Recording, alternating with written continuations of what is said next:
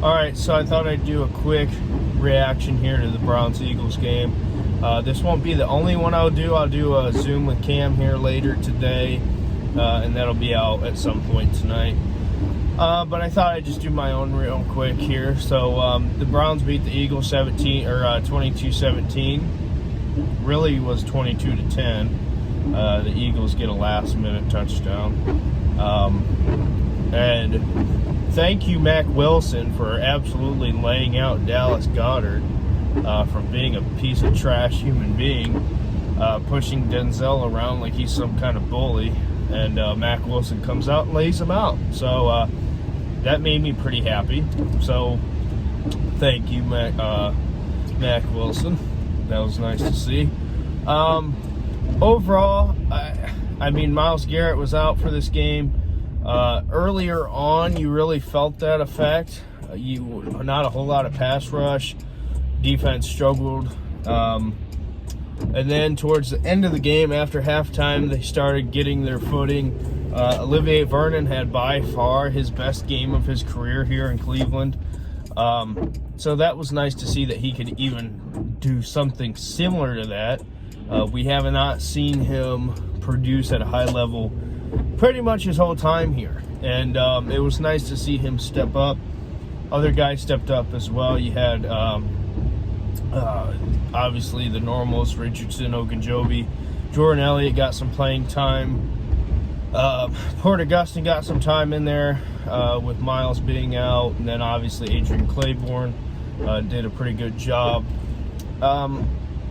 Denzel Ward is unbelievable. They have got to pay him. He's just, I mean, he's special. He is. Some of the plays that he makes is just like, man. So I like Denzel Ward. He should certainly be a key piece to this team long term.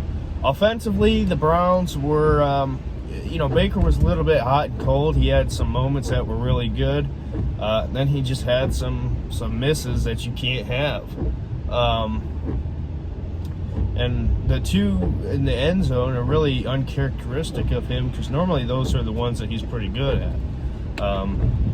Statistically, from a numbers standpoint, normally he's pretty good in the red zone. So, but it is what it is. It's like I've been saying, I really want to have a game where we can just see what he is, post OBJ, because since that Bengals game, I mean, we've seen Baker have that really good finish, and then we were expecting to see a new version of Baker, I guess you could say, or at least I was. And then we've had 3 straight bad weather games. And I'm not saying that as an excuse, but it certainly is a factor. So next week against Jacksonville, in Jacksonville, hopefully we'll be able to get that good weather game where we can really evaluate Baker fairly, and not have to worry about the conditions you're going to have to play in. Defense had a pretty good game considering the circumstance. Sione Takitaki gets himself an interception. Carson Wentz, I mean, when he first, his rookie year, I mean, that year they went to the Super Bowl, I thought he was going to win MVP. He was looking like a top 5 quarterback for 10 years plus to come. And, I mean, just the injuries have taken him so far downhill. It's unbelievable. And it's sad to see, because, I mean, if he would have stayed healthy, who knows what he could have become. But he's not looked good at all. So the Eagles, I mean, they are what they are. Nothing against them. They just, they had a good defensive front. I will say that. Kevin Stefanski, before I forget and wrap this up here, Kevin Stefanski play calling today for about 3 quarters was absolutely terrible.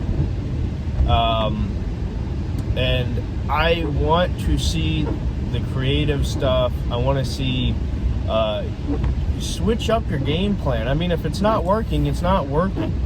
So what you've seen towards the end of the game, that third, fourth quarter, I think we should have seen that throughout the game more. So 7-3, I'm not mad, pretty happy.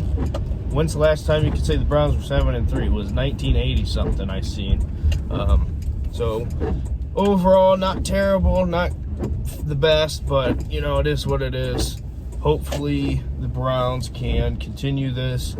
Like I said, Jacksonville next. Look for that. We should get a more clear version of this team and what they can be. So hopefully Miles is back. See you in the next video. Bye.